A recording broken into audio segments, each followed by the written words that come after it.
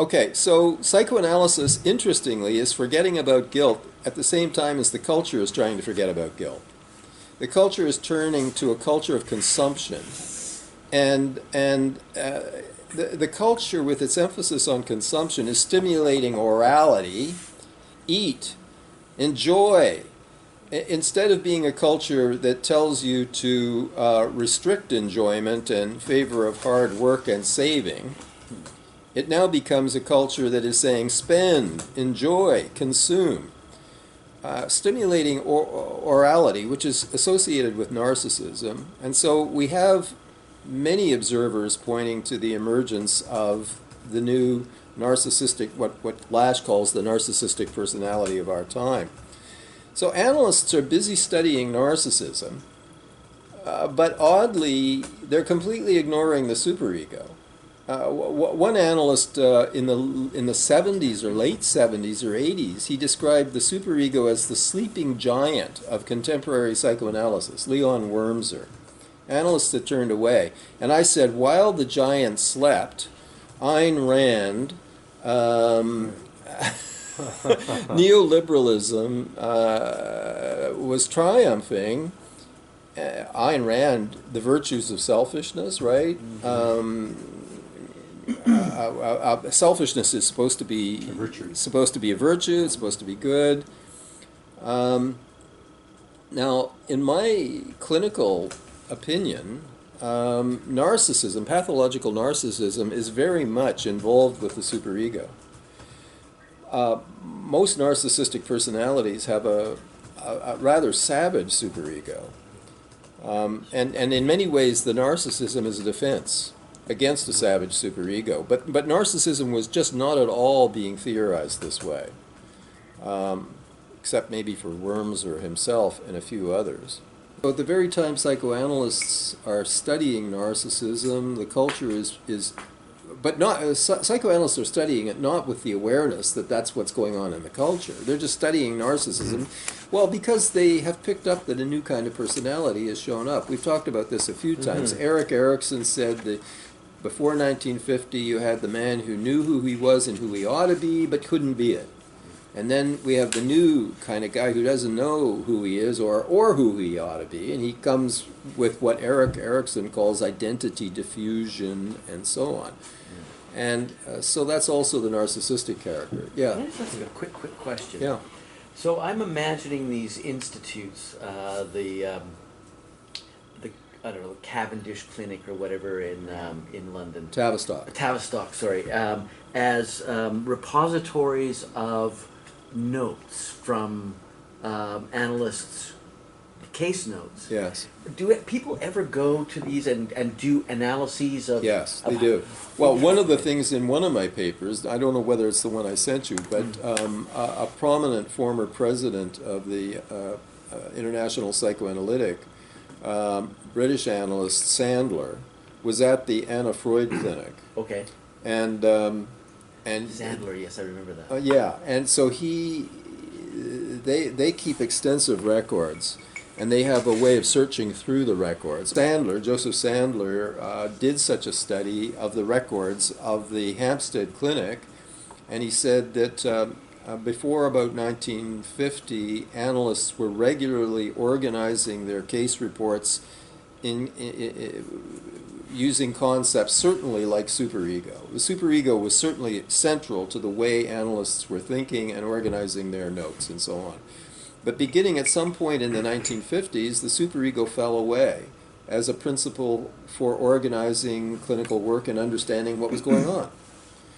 And I find this so ironic because this is a time when the culture was turning away from issues of guilt and turning away under Thatcher, Reagan, and these guys. They were turning away from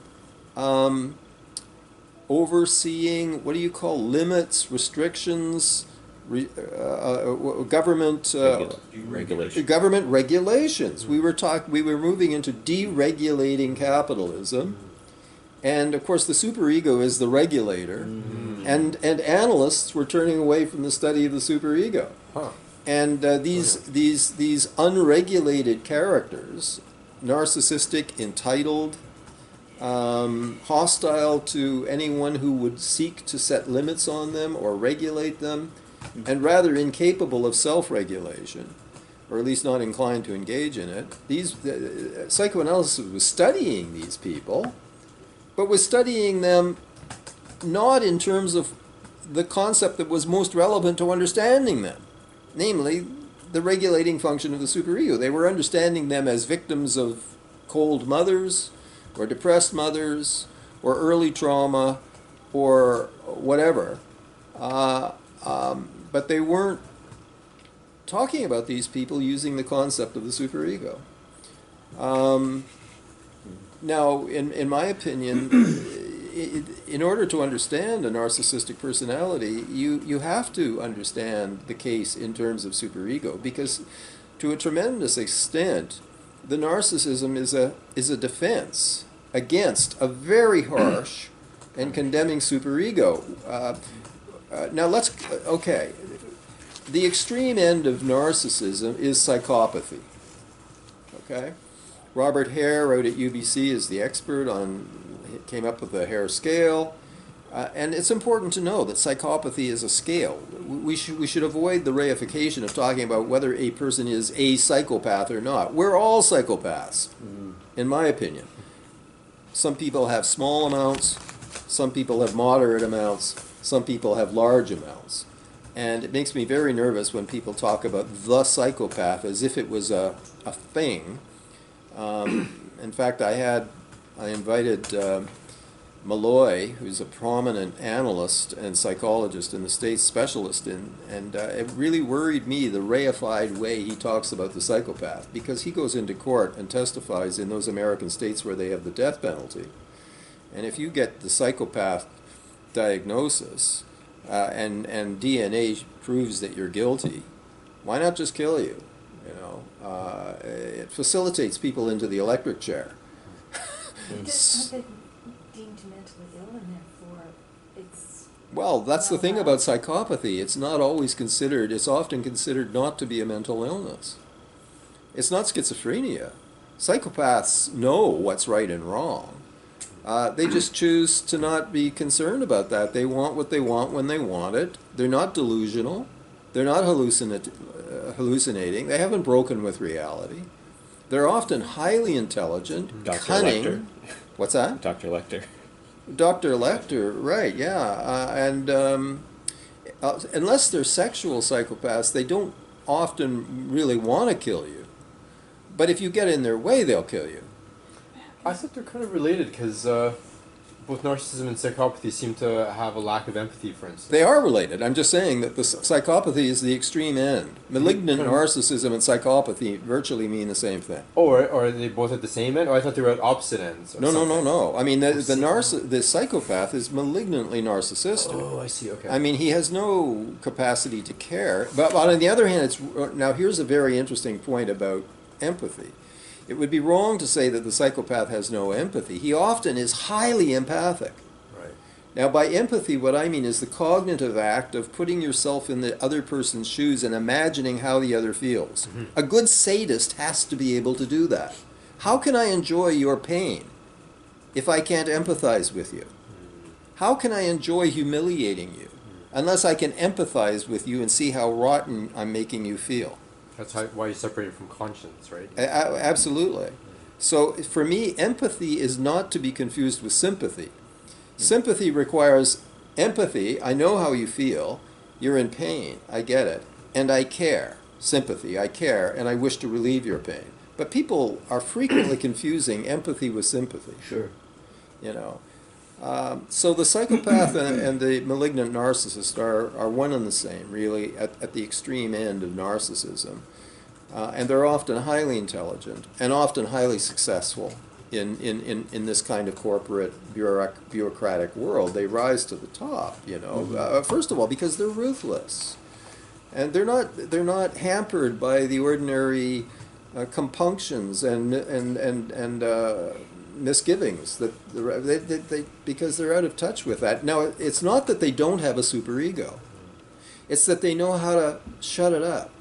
I always say, like, they've got the superego wrapped in an old carpet, gagged, tied trunk of a up. car. It's down beside the furnace in the basement. Upstairs, occasionally you hear, yeah, but they know how not to listen to it. Doesn't Plato say that to know the good is, once you know the good, you have to do the good. You cannot Right. not do the good. I find that to be a very unconvincing argument. Well, it's not so much an argument as an assertion. He can't. Plato can't understand how somebody could know the form of the good and yet do something completely evil for no And that's a good reason. that's a very pre-Freudian concept of man. These are people who haven't understood the capacity of the mind to wall things off and to be divided against itself. I think psychoanalytic understanding enables us to understand these kinds of tricks that people can play. Like psychopathic people are out busy cheating people for a living, and if they go to the corner store and someone tries to cheat them on the price of a pack of cigarettes, they get outraged. Right. Yeah. I would argue that there's, I think about this a lot in terms of environmentalism. I feel like we know as a society what we need to do to not hurt the environment, to not hurt Mother Earth, but we all continue to do it anyway. Right. So we know what we shouldn't be doing, but we all do it anyway. Yes. We all take trips to the Bahamas. We all drive our cars. We all buy plastic. We all. That's why I like the idea of a continuum of psychopathy, because we all have a bit of it. Yeah. But there's something else entering in there, and that is a loss of individuality. Because the reason we all do it is because everybody else does it. If everybody stopped tomorrow and we were the only people doing it, and that changed the world, just the people around this table doing it, we would stop really fast. Well, there is a declaration of individuality that is involved in following conscience. Edward Snowden has defined his individuality big time and is paying a huge price for it because he's a whistleblower. So I guess having talked about how the study of superego and guilt disappeared in psychoanalysis, it's now making a comeback. Around the year 2005, somewhere between 2005 and 2010, a spate of books, including my own book, came out on the part of psychoanalysts. About 10 big books within about 5 or 6 years of each other, all having to do with guilt. So guilt is making a comeback in the culture. And it's interesting that the comeback of guilt in psychoanalysis almost kind of corresponded with the Occupy Wall Street movement. I'm not saying that these analysts were influenced, but I'm saying that there's something that was going on in the culture that was bringing a concern with moral issues, whistleblowing. Assange was WikiLeaks.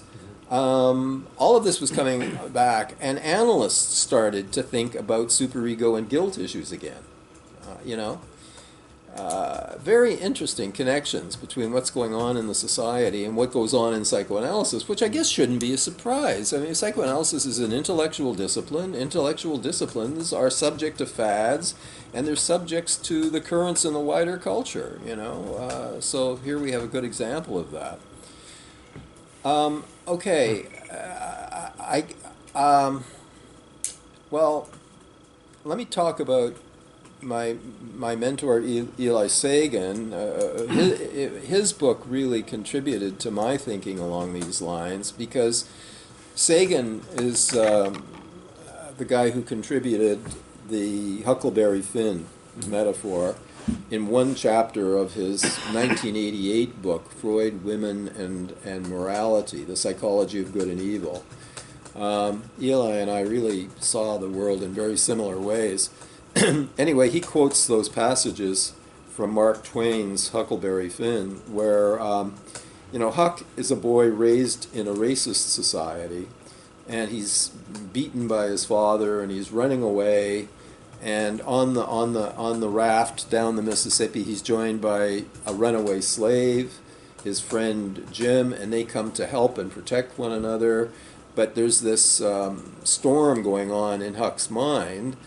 I have to turn, I'm not going to use the N-word, I have to turn that in because he knows he's a runaway slave, and he being raised in a racist society, his superego, his internalized societal rules and regulations, is telling him he must turn Jim in. So he writes a letter to the woman who owns Jim, blowing the whistle, and he just can't bring himself to send the letter. Finally, he tears up the letter and says, all right, I'm going to hell. I'm not turning him in. So this is the battle between superego and conscience. And notice that it's superego that's going to send you to hell. So you know, defying the superego, he's going to go to hell. Well, here we have societal morality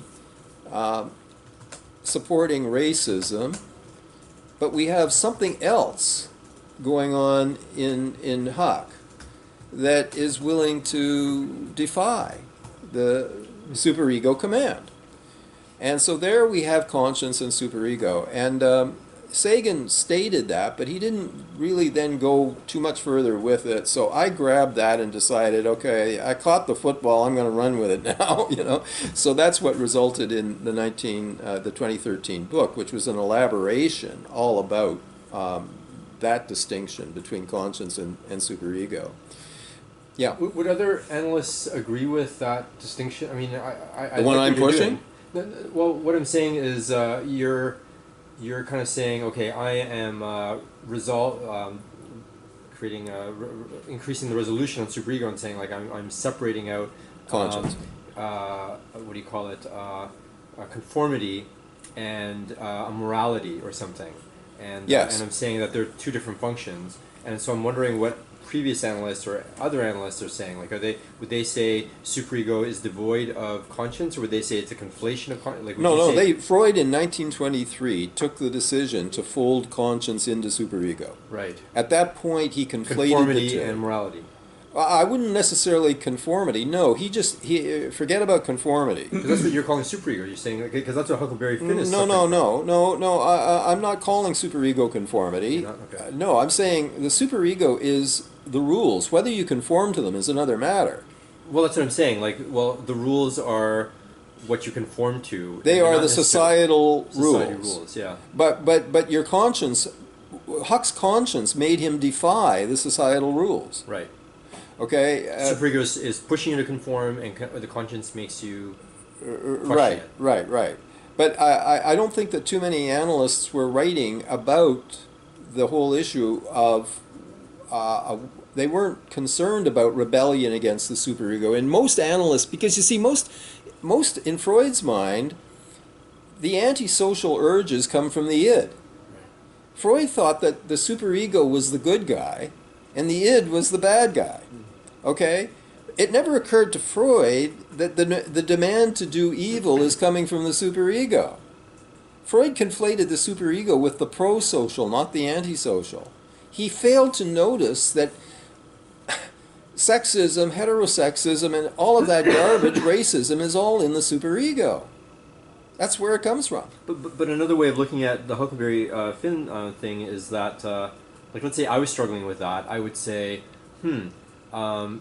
it's my superego in both cases, but my superego is getting different messages. One from the church or some sort of morality, some sort of ethics, and the other one from society or something. Yes.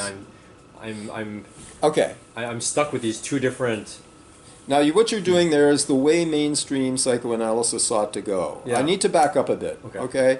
See, Freud, despite his failing to maintain a distinction between conscience and superego, he nevertheless, over time, was depicting the superego as more and more sadistic and harsh, and he was more and more getting an awareness that a core thing in psychopathology is the superego.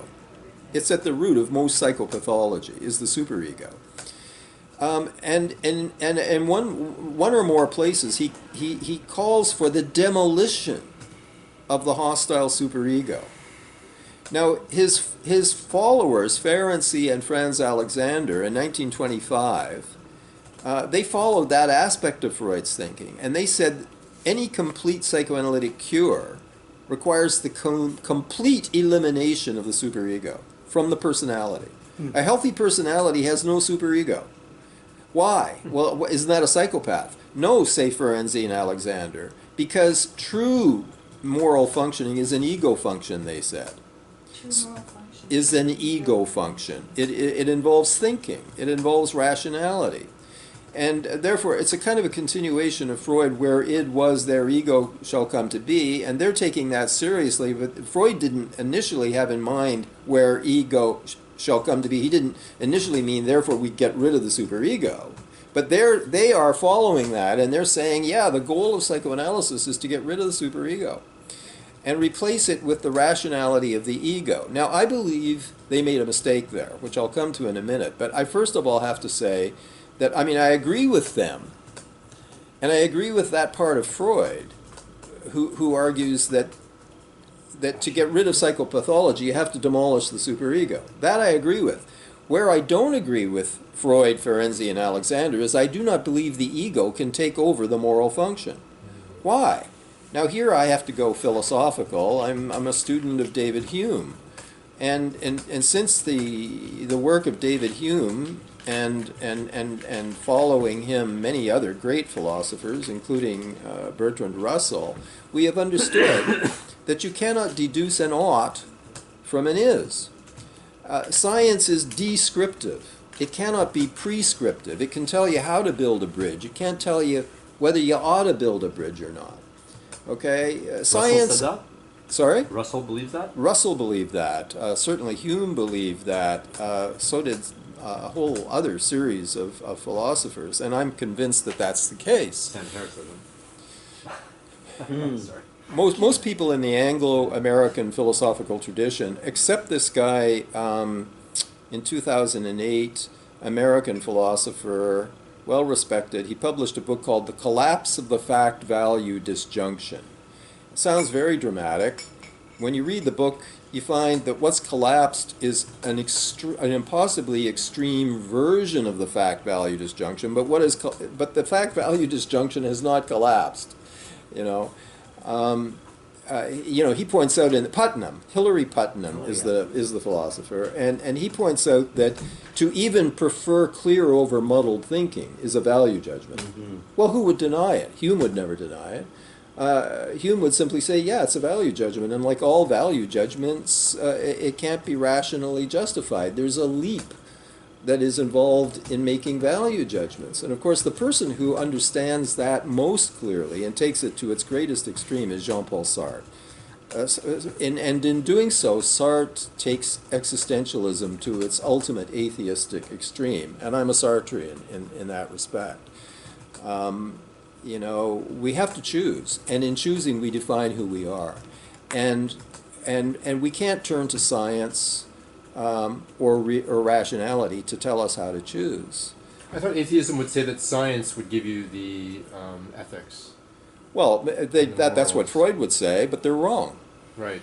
It can't give you the ethics. That's what this guy Sam Harris says. Well, I'm agreeing with Sam Harris then. I think you're disagreeing because you're saying... Oh, he's saying that science can give you the ethics? Oh, I profoundly disagree. Yeah, I profoundly disagree. So do I, but this is the point at which the concept of conscience gets introduced into the discussion, right? Yes, correct. And this is where I get really excited, because what is conscience? It sounds to me almost as if it's this trans-cultural, trans-historical, transcendental, not right transcendental. From wrong, not transcendental. Not at all transcendental. Okay, but you're I'll quite take that right, one away. transcultural and transhistorical, but not transcendental. Oh, well, and now I'm with, I just Jiminy Cricket in Pinocchio, right? Let Always conscience be your guide.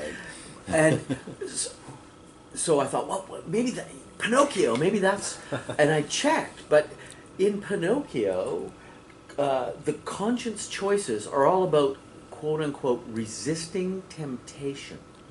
Yeah.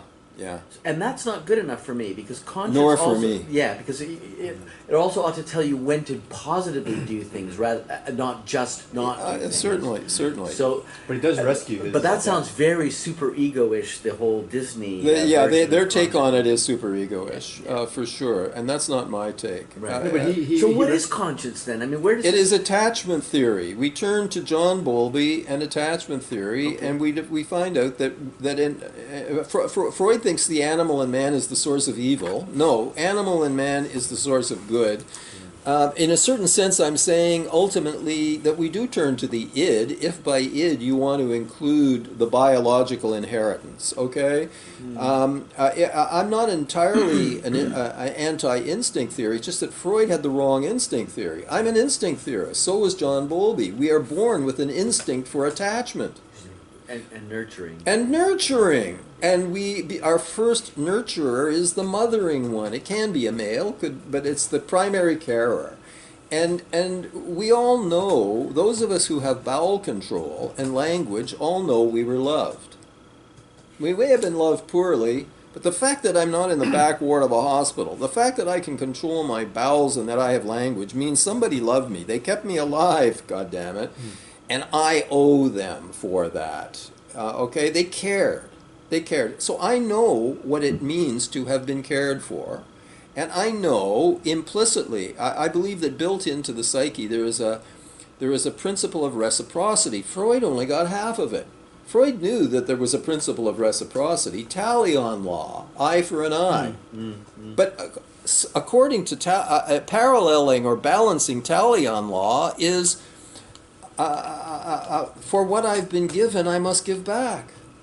Okay, it's put wonderfully in the Christmas oratorio, not to want to go religion here, because I believe this comes with the animal, not from anything, but it is beautifully put by Bach in the Christmas oratorio. I come here and stand with thee, I come here and give to thee that which thou hast given me. So there, it's all about giving back, and that's intrinsic if you've survived infancy. Roy Schaefer tried to do in 1960. He wrote a very influential paper called "The Loving and Beloved Superego of Freud's Structural Theory," and he pored through Freud's texts and found all of those little mentions of a superego that's encouraging and that's supportive. And of course, there are such references. But to the main drift of superego formation in Freud, which is id sadism turned against the self. Freud says we get a superego as heir to the Oedipus complex. H-E-I-R, heir to the Oedipus complex. And why? What happens at the end of the Oedipus complex? The boy is filled with too much castration anxiety to go on attacking his old man, because he's going to get castrated. And he's also got too much guilt, because he also loves the old bastard. So going on hating him creates too much guilt and anxiety.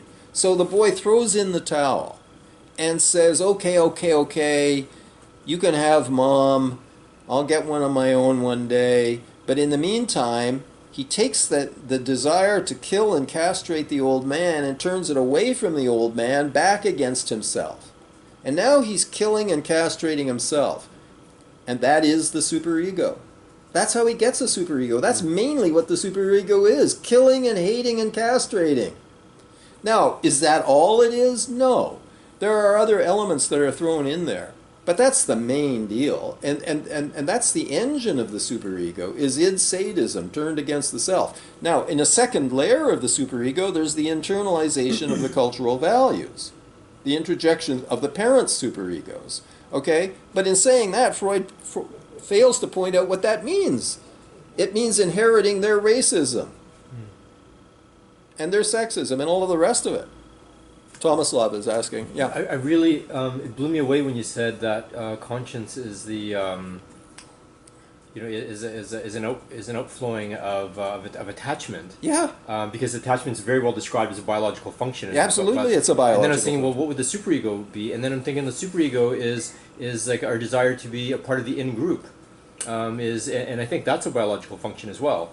The desire to be not rejected and abandoned by your society, not to be shunned. Well, it's the same thing as attachment. We get attached to our groups, we get attached to people, and we are longing for acceptance, for sure. And that's part of what leads us into interjecting the values. I wonder if they're different centers, like in our brains or something, because it sounds like similar, but I think my desire to be on time for a meeting is a different fear, or wear the right clothes is a different experience than my desire to be loved, for instance, and to love others and care about like this slave, for instance, versus like my worry about being thrown in jail because I didn't conform to. Well, I'm trying to argue that they're different functions and right. Biologically and. But overall, in Freud's understanding, the reason that we conform to rules is because we're afraid of getting castrated if we don't. Mm-hmm. Shunned, you know, like we're afraid of getting punished, shunned, thrown out, whatever. And that's a huge fear. That's like social fear of rejection is a huge fear. Yeah, absolutely. Freud, Frenzy, Alexander, both. But you see, I really think that they got into this naive rationalism, thinking that the ego could take over. It can't. It can't.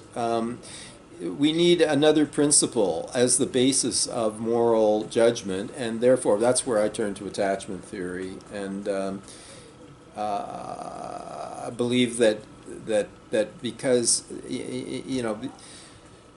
I call it identification with the nurturer. We form identifications.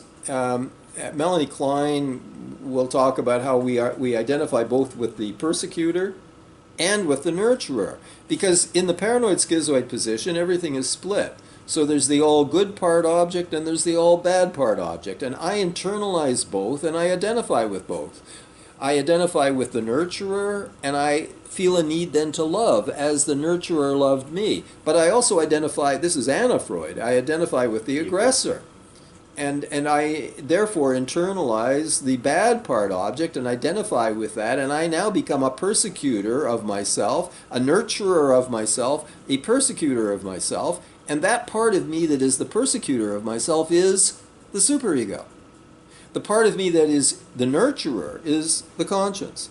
And psychopathology, in standard Kleinian theory, we're all divided between the forces of love and hate, the tendencies to love on the one hand and the tendencies to hate on the other.